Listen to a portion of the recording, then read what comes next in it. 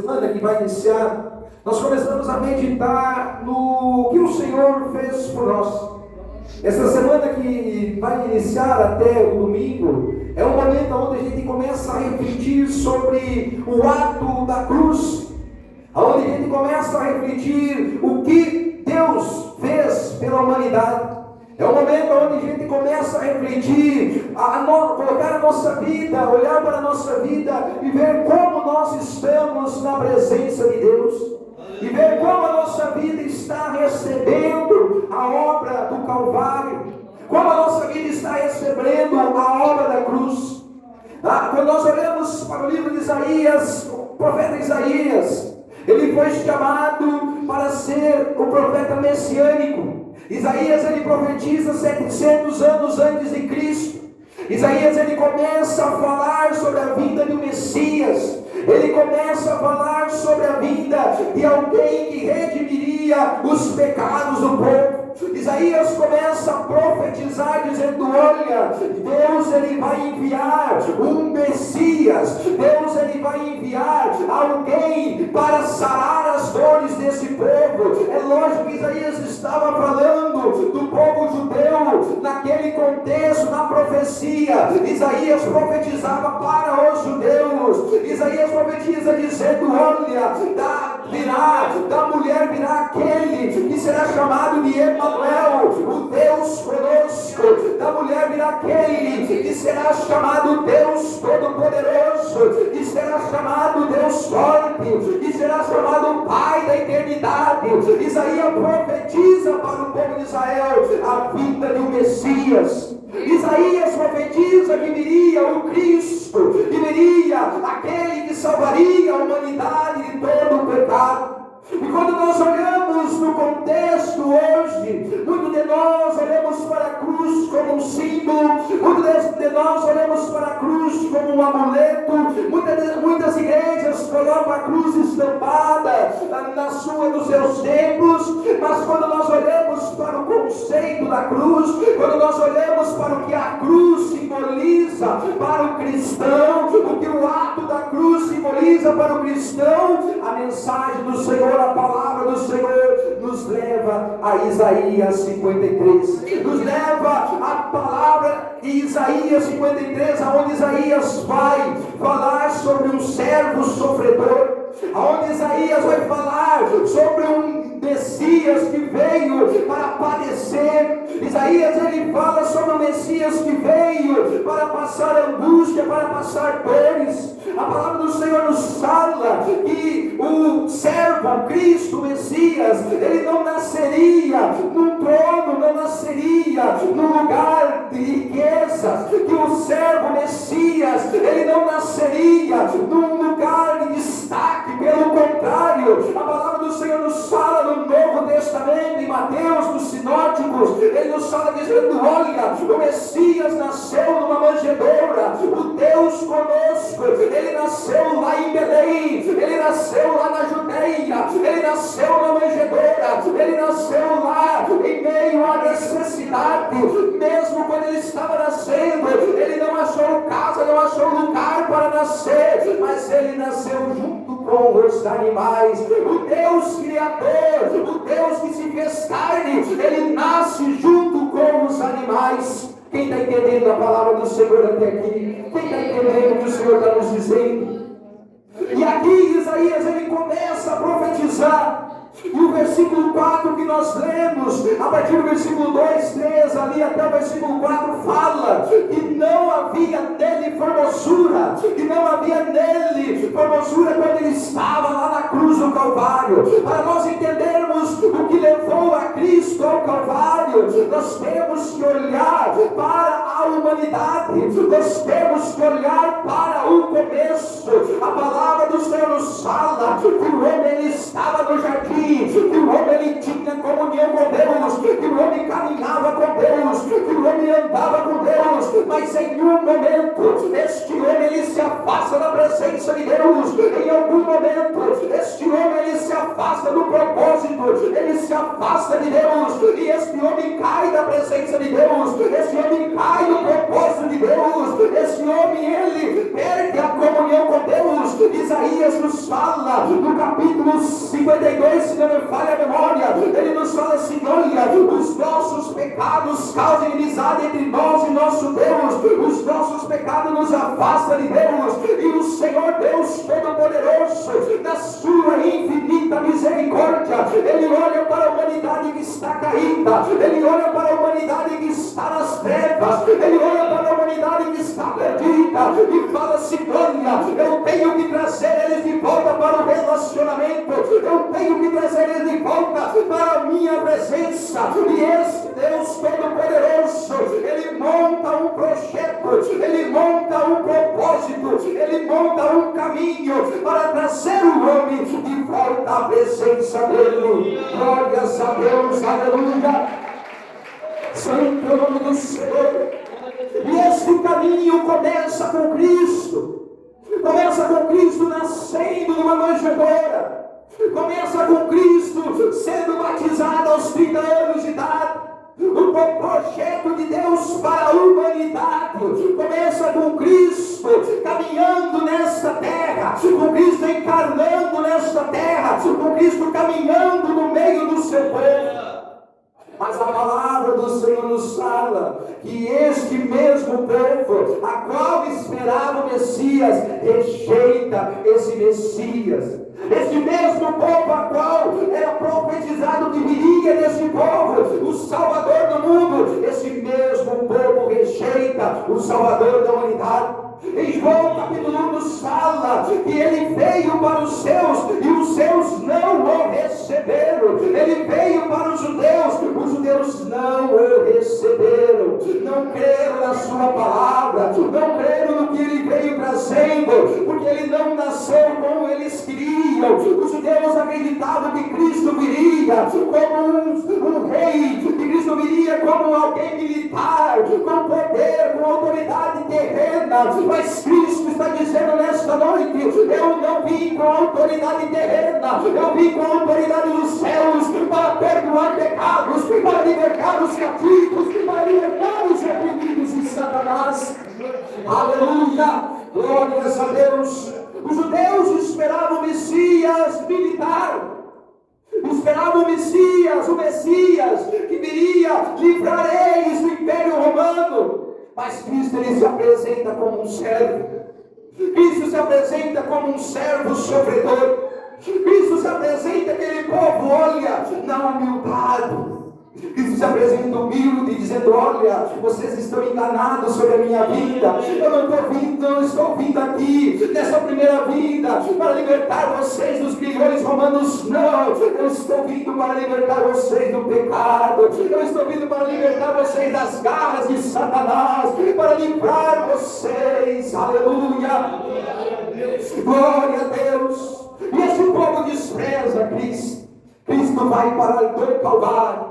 Cristo vai parar numa cruz. A cruz era destinada a pessoas que cometeram atos atrozes. Era destinada a pessoas que cometeram os atos mais, como eu posso dizer, mais pesados naquela época. Atos que hoje nós consideramos, por exemplo, um assassinato, roubo, furto. E essa cruz era destinada para essas pessoas. Cristo está lá não por causa dos pecados que ele cometeu. Cristo está na cruz juntamente com ladrões, mas não pelos pecados dele. Ele está naquela cruz pelos pecados da humanidade. Ele está na cruz carregando a iniquidade da humanidade. E a palavra do Senhor nos fala, certamente ele, glória a Deus, aleluia, porque foi subido como renovo perante ele, como uma raiz de terra seca, não tinha aparência nem formosura, olhando, mas nenhuma beleza havia que nos agradasse. Quando Cristo estava lá no Calvário, olhavam para ele, não havia beleza nele. Quando Cristo estava lá na cruz, olhavam para ele e não viam nele nada que eu pudesse tirar de lá. Viam nele apenas o rosto ensanguentado, viam nele o rosto esbofeteado, viam nele um homem desprezado pelo povo, desprezado pela sociedade. verdade. E a cruz revela para nós nesta noite, o ato da cruz revela para nós nesta noite o desprezo da criação pelo Criador. O ato da cruz nesta noite nos revela, o ato do Calvário nos revela que a criatura, aquele a quem Deus criou com tanto amor, que no pó da terra Deus formou, desprezando Deus Todo-Poderoso, desprezando o Criador, o Deus conosco, lá na cruz do Calvário, o povo estava desprezando Cristo, lá na cruz do Calvário, o povo estava desprezando o Salvador, e muitas vezes hoje ainda é desta maneira, a mensagem é ministrada, o Cristo é ministrado, o Evangelho é pregado, mas a humanidade despreza o poder do Salvador, despreza o poder daquele que pode libertar, despreza o poder daquele que pode dar vida com abundância. Aleluia! A cruz, o povo zombava de Jesus. Na cruz, o povo cuspia em Jesus, maltratava Jesus na cruz. Aleluia! Mas ele estava lá por amor a você. Ele não estava na cruz porque ele queria estar lá, não. Ele estava porque o propósito de Deus era que ele estivesse lá. Antes dele ir para o Calvário, no Getsemane, ele ora a Deus: Senhor meu Deus, se for possível, afasta de mim esse cálice, mas todavia se faça a tua vontade. Ele estava lá cumprindo a vontade do Deus Todo-Poderoso. Ele estava lá cumprindo o propósito de Deus. E qual era o propósito de Deus lá na cruz do Calvário? Salvar você, meu irmão, salvar você, minha irmã, pelo sangue que foi vertido lá na cruz. Aleluia!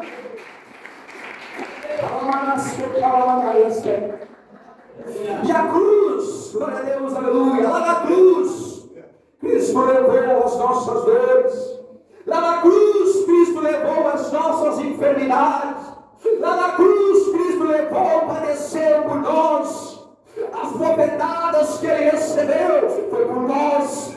O sangue que escorreu foi por nós. O sangue que foi vertido foi por nós. Os cravos na sua cabeça foi por nós. As chagas, as dores, as enfermidades foi por nós. Glórias a Deus, aleluia. Ele carregou toda a culpa da humanidade.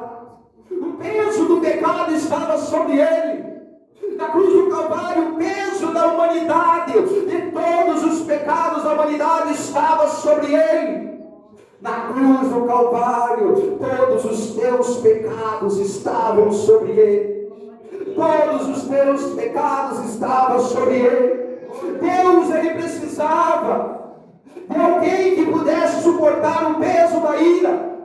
Deus precisava de um sacrifício que pudesse suportar o peso da sua ira. A ira que era destinada a nós, a ira que era destinada ao homem falho, a ira que era destinada ao homem que estava distante de Deus. Esta ira Cristo levou sobre ele, Cristo carregou sobre ele. Os espinhos, as chicotadas, cada deles era um nome nosso. Cada gota que estava vertida era um nome salvo pelo sangue de Cristo. Cada gota vertida tinha o teu nome, meu irmão. Cada gota vertida tinha o teu nome, minha irmã. Cristo está dizendo nesta noite: eu morri por você no Calvário, eu morri para te dar vida, e hoje eu estou te dando a oportunidade de você ter vida novamente. Hoje estou te dando a oportunidade de você ser salvo. Hoje estou te dando a oportunidade de você se levantar, sair da posição que você está e ter novamente um relacionamento comigo. Glórias a Deus, aleluia. Glorifica o nome do Senhor. Oh, aleluia. Na cruz teve um preço. Teve um preço que foi pago no Calvário. Teve um preço que foi pago por nós no Calvário. A salvação para nós é de graça. A salvação para você, meu irmão, minha irmã, é de graça. Você não paga pela salvação. Você não paga para aceitar Jesus. você não paga para ter uma vida em comunhão com Deus. Você não precisa pagar. Nós todos andávamos desgarrados. Versículos 6 e 7 fala que todos nós andávamos como ovelhas desgarradas. Todos nós estávamos distantes da presença de Deus. Todos nós estávamos longe do propósito de Deus. Mas a cruz, lá na cruz, o propósito de Deus foi restaurado. Através da fé em Cristo somos restaurados. A cruz, glória a Deus, aleluia. Jesus se entrega. Ele entrega o seu Espírito. Quando nós olhamos para o Calvário, Jesus está na cruz. E Ele está lá conversando com os dois ladrões. Ele está lá conversando com aqueles que estavam à sua direita ou à sua esquerda. Os dois tinham a última oportunidade de sua vida de arrependimento. Os dois ladrões tinham a oportunidade de salvação. Um deles reconhece o Senhor Jesus como Deus Todo-Poderoso. Ele fala: olha, Jesus, quando entrares no teu reino, lembra-te de mim. Lembra-te de mim quando estiver lá no teu reino. O que Jesus diz para ele: olha, hoje mesmo estarás comigo no paraíso. Aquele homem está dizendo: olha, Jesus, eu reconheço o Senhor como Messias. Eu reconheço o Senhor como Deus Todo-Poderoso. Eu reconheço o Senhor como Salvador. Cristo estava dizendo para aquele homem: olha, agora você tem parte comigo. Os teus pecados estão perdoados. O fato de você crer em mim perdoa os teus pecados. Mas na cruz Ele pagou o preço dos pecados daquele homem. Na cruz Ele pagou os preços do pecado da humanidade. A dívida que você tinha para com Deus foi quitada lá na cruz do Calvário.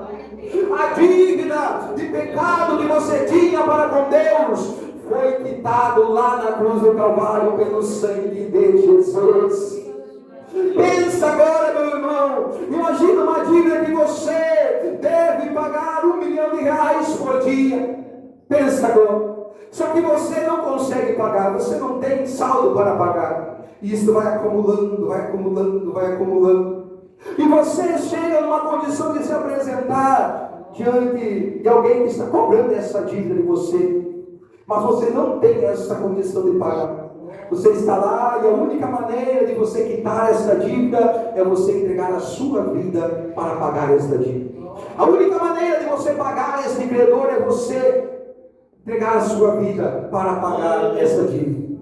Só que no momento em que você está à beira da morte, no momento que o credor está para tirar a sua vida, vem alguém e diz: olha, deixa que eu pago a dívida dela. Deixa que eu pago a dívida dela. Deixa ela sair daqui dessas portas e eu pago a dívida dela. Como é que ele pagou essa dívida? Ele morreu no lugar daquele a quem estava devendo. Você, meu irmão, você, minha irmã, a dívida dos seus pecados, das suas falhas, estavam diante de Deus, estavam acusando você diante de Deus. Você não tinha como pagar por meio das suas próprias obras, você não tinha como pagar por meio das suas ações, mas Cristo no Calvário disse: olha, a partir de agora, o sangue meu aqui está pagando a dívida dessa pessoa. Quando Cristo está lá no Calvário dizendo: ele está aí, ele está dizendo assim: olha, a dívida que tinha a este povo está toda paga. Ele está e significa: está tudo pago, está tudo consumado. Quando Cristo diz está consumado, ele diz para Deus: olha, Deus, eu paguei pelos os pecados da humanidade, agora eles podem ser justos, eles podem ser justificados pelo meu sangue que foi vertido lá do Calvário. Aleluia. Santo é o nome do Senhor. Tudo em Isaías 53 aponta para o propósito divino. O fato de Isaías profetizar 700 anos antes de Cristo é o que impressiona nesse texto. Muito antes de Cristo aparecer, ele profetiza exatamente como seria a morte de Cristo. Aleluia. Ele profetiza exatamente como seria o sacrifício de Jesus. Que Jesus subiria como ovelha ao matador, que não abriria sua boca, que diante daqueles que estavam açoitando ele, que diante daqueles que estavam batendo nele, que estavam injuriando ele, em nenhum momento ele abre a sua boca. Ele cumpre o propósito que Deus tinha colocado chamado para Ele. Ele cumpre o propósito de salvar você, meu irmão, minha irmã. Ele cumpre o propósito de dizer para você: olha, você pode ter vida novamente. Olha, se você crê no meu nome, você pode ter vida novamente. Eu sei que você está muitas das vezes cansado. Eu sei que você está muitas das vezes desanimado. Eu sei que muitas das vezes você está pedindo para o Senhor força, pedindo ânimo. O Senhor nessa noite está dizendo: olhe para o Calvário, olhe para o ato que eu fiz por você, olhe para o ato da cruz que eu fiz por amar a você. Eu tenho obra para contigo, eu tenho propósito para contigo, mas te coloca na minha cruz, te coloca olhando para mim, te coloca olhando para o meu sacrifício. E o Senhor agradou o moelo por amor a nós. O Senhor agradou, Deus Todo-Poderoso, agradou-se de moer o seu filho, quebrar o seu filho lá no Calvário, esmagar o seu filho com o peso do pecado lá no Calvário, por amor à nossa vida. João 3,16, porque Deus amou o mundo de tal maneira que entregou o seu Filho unigênito, para que todo aquele que nele crê não pereça, mas tenha a vida eterna. Deus está dizendo: olha, eu entreguei o meu Filho por amor a você, eu entreguei o meu Filho por amor à humanidade. O meu Filho, o único Filho que eu tinha, o único Filho que era meu, eu entreguei e eu deixei para vocês. Eu dei como presente para libertar vocês. Alabanaste. Deus, Ele deu um presente para nós. E quando olhamos hoje para o que está acontecendo, a Páscoa que está chegando, como você tem olhado para esta cruz? Como você tem olhado para este sacrifício? Como você tem olhado para este ato da cruz? É um ato qualquer? É apenas mais um momento que você se aceita com a sua família? Ou a sua vida espiritual está observando isso, está olhando para isso com outros olhos? Você tem olhado com outros olhos para a cruz de Cristo? Não para o objeto, pelo contrário, olhar para o ato que aconteceu lá.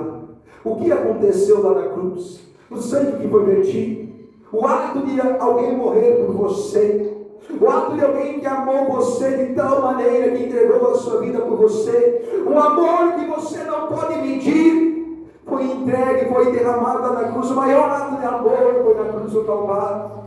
Um amor que você não consegue expressar, que você não consegue medir, foi por você, meu irmão, foi por você, minha irmã. Você já pensou sobre o quão grande é esse amor, a ponto de entregar uma vida por outra, a ponto de entregar uma vida por amor à humanidade? Você já pensou em fazer parte desse amor? Jesus está dizendo nessa noite: ei, eu posso trazer, eu posso derramar esse amor na tua vida.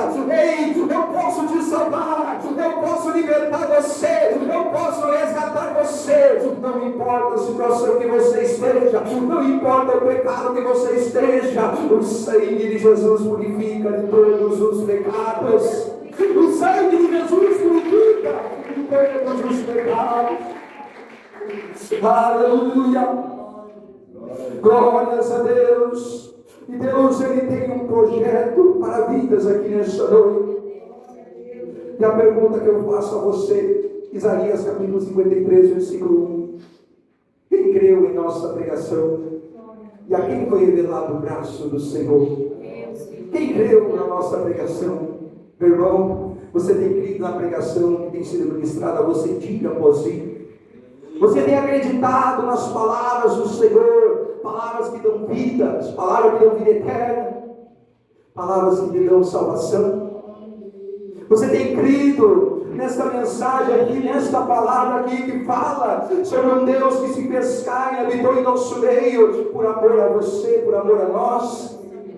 Você tem acreditado no Deus Todo-Poderoso que resolveu ligar novamente a sua criatura, a sua criação ao Criador?